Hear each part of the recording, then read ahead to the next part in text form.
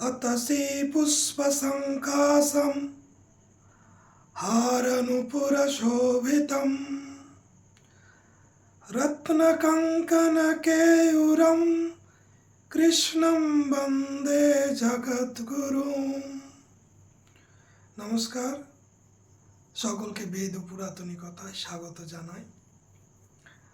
আমরা আগের ভিডিওতে বলেছিলাম যে ধর্মের ভারতীয় সভ্যতা সংস্কৃতিকে জানতে গেলে ভারতের প্রাচীন গ্রন্থগুলিকে জানতে হবে। দেখুন, প্রত্যেকটি একে অপরের সঙ্গে সম্পৃক্ত। সেক্ষেত্রে ধর্মকে যদি জানতে হয় বা বুঝতে হয়, আমি আগে বললাম যে আমাদের ধর্মে যে সব কিছুই ভালো তা আধুনিক দৃষ্টিকোণ থেকে বলা যাবে না, বিবর্তিত হয়েছে, পরিবর্তিত হয়েছে।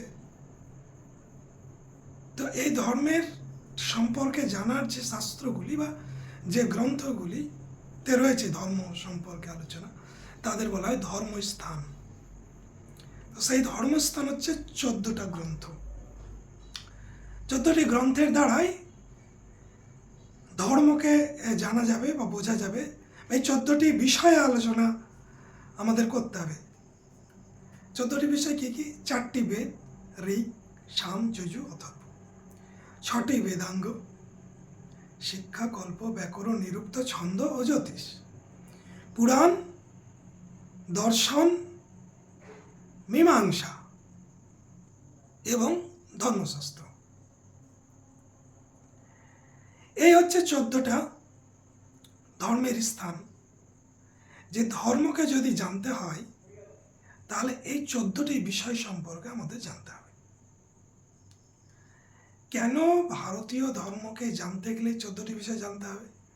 যে বললাম যে ভারতীয় ধর্মের মূল ভিত্তি কিন্তু রাখা আছে এখানেই। বলছে বেদ অখিল ধর্মমূলম বা বেদ ধর্মমূলম। বেদই হচ্ছে ধর্মের একমাত্র মূল। কারণ বেদেই ধর্মের মূল তথ্য নিহিত রয়েছে। ধর্মকে যদি জানতে হয় তাহলে বেদকে আগে জানতে হবে।